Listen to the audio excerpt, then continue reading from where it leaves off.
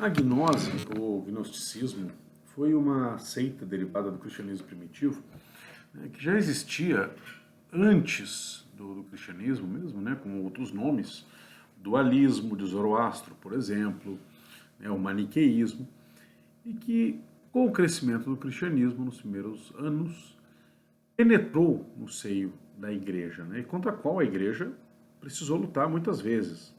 Muitos santos padres se levantaram contra essa heresia, que considerava a matéria como má em si mesma, né? Ela entendia aquele confronto que existe entre o corpo e o espírito de maneira errada, né? Não como das tendências más contra a dignidade do ser humano ou a ação da graça na alma, né? Mas como se a matéria, como o corpo, como a carne fossem criações más. Deus não teria criado a matéria, né? Porque Deus é puramente transcendente. Então, a matéria é má. O objetivo do homem, segundo o gnosticismo, não seria a santificação por colocar tanto o seu espírito quanto a sua matéria diante de Deus, mas sim libertar o espírito da carne, libertar a alma da matéria. Eles viam o homem apenas como uma alma e a matéria era um inimigo. O gnosticismo não pretendia submeter a carne ao espírito, mas destruir a carne. Ora, Cristo, como bem o sabemos, se fez carne. O próprio prólogo do Evangelho de São João já é uma resposta aos gnósticos, né? Et verbum caro factum est. E o verbo se fez carne. O gnosticismo, como uma doutrina organizada, né, ela já foi vencida. Foi vencida nos primeiros séculos. Claro, houve derivações dela, como o docetismo, que negava que Cristo tivesse um corpo verdadeiro, era um corpo aparente, né?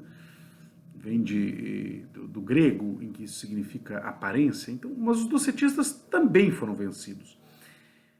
Contudo, uma certa mentalidade gnóstica, ela continuou a se manifestar de um modo assim, não teórico, não tão explícito, de um modo diluído, de um modo mais prático na mente de muitos cristãos.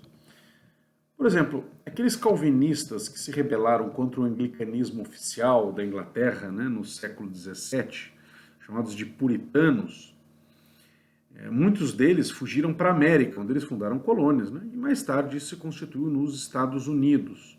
Claro que havia também anglicanos nos Estados Unidos, e havia também calvinistas que não tinham uma matriz tão puritana, e existiam também aqueles que dentro do anglicanismo tinham um viés mais puritano e não fundaram suas próprias igrejas.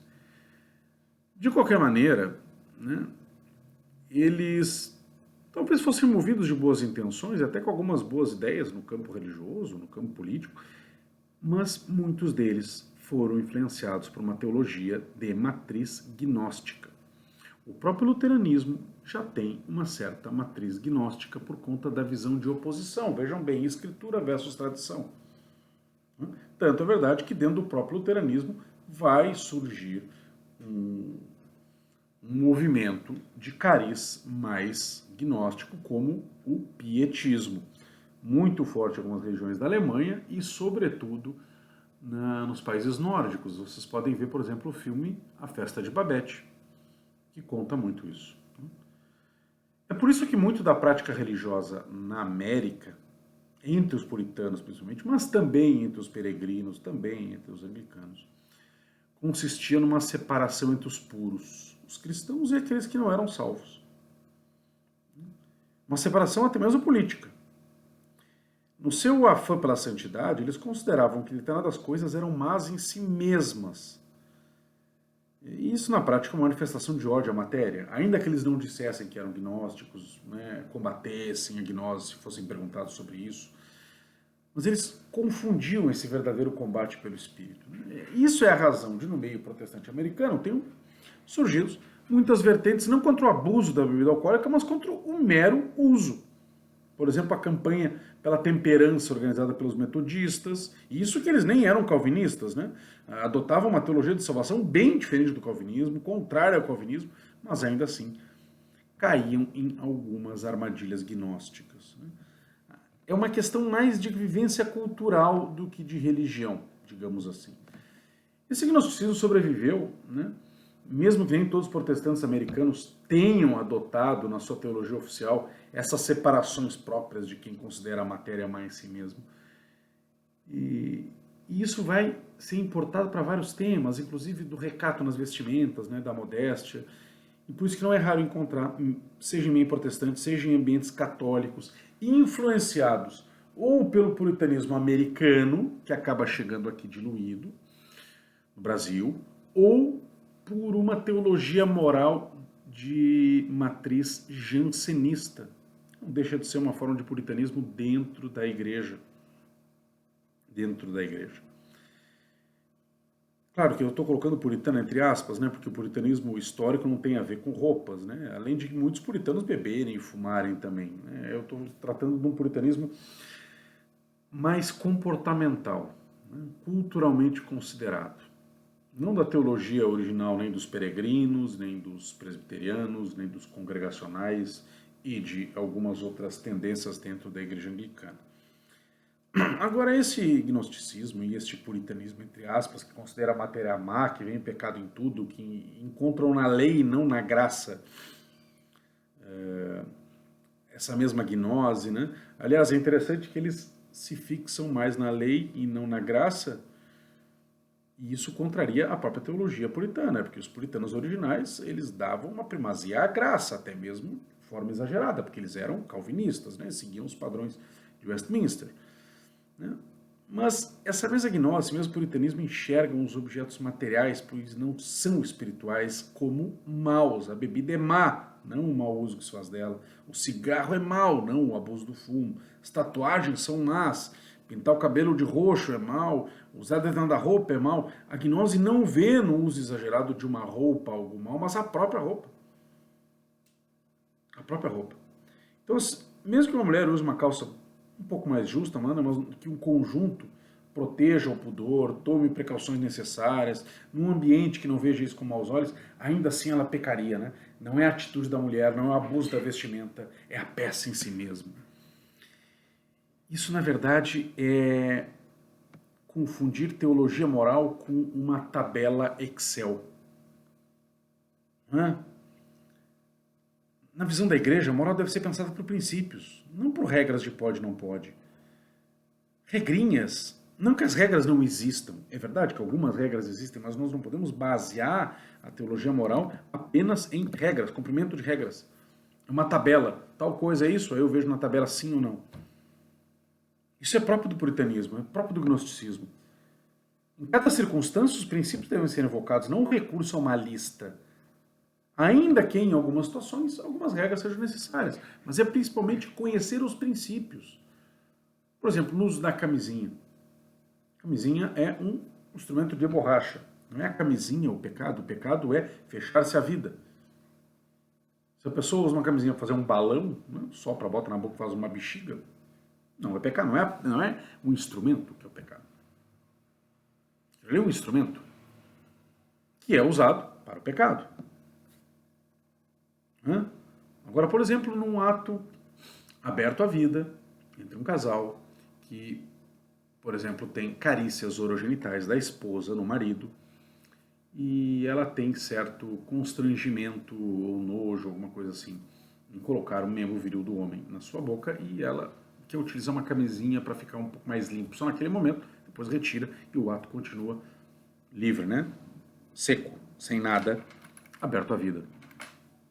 Por acaso o instrumento camisinha dificultou ou impediu a finalidade do ato, que é não apenas a união entre o casal, mas também a abertura à vida? Não. Então nós temos que pensar com base em princípios, em coisas contingentes para ter uma conclusão distinta, muitas vezes conforme as circunstâncias. Não há um código, não há uma lista, mas a aplicação de princípios à realidade concreta do ato. É interessante assim considerar que, embora o puritanismo, né, por sua origem calvinista, ele seja um adversário da salvação pelas obras, sabemos que a salvação se dá pela graça, inclusive nós católicos sabemos, né?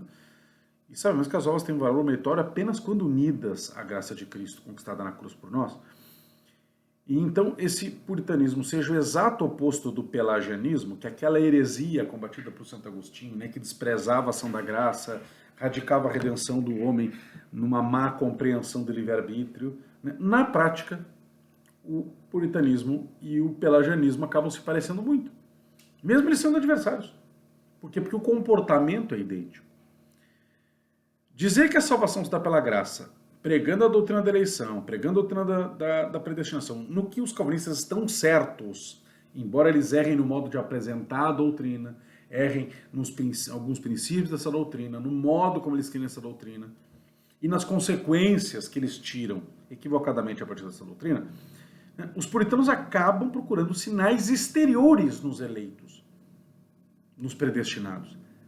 E quando essa procura é exacerbada desses sinais exteriores, no fundo descamba, na prática, ainda que seja negado na teologia oficial, para uma salvação que, queiram ou não, se confunde com a prática de boas obras. E isso é o cerne do pelagianismo contra o qual eles lutam. Vejam como um erro atrai o outro, mesmo que seja exatamente o oposto. Uma heresia que quer atacar outra heresia e torna-se aquilo que ela ataca. A Igreja Católica mesmo já explicou isso num documento recente da Congregação para a Doutrina da Fé, né? Reconhecendo que essas duas tendências não só se parecem na prática, como estão vivas entre nós católicos. Vamos citar este documento. O Santo Padre Francisco, em seu magistério ordinário, referiu-se muitas vezes a duas tendências que representam os dois desvios antes mencionados e que se assemelham em alguns aspectos a duas antigas heresias, isto é, o pelagianismo e o gnosticismo. Prolifera em nossos tempos um neopelagianismo em que o homem, radicalmente autônomo, pretende salvar-se a si mesmo sem reconhecer que ele depende no mais profundo do seu ser de Deus e dos outros. A salvação é então confiada às forças do indivíduo ou a estruturas meramente humanas incapazes de acolher a novidade do Espírito de Deus. Um certo neognosticismo, por outro lado, apresenta uma salvação meramente interior, fechada no subjetivismo. Essa consiste no elevar-se com o intelecto para além da carne de Jesus rumo aos mistérios da divindade desconhecida.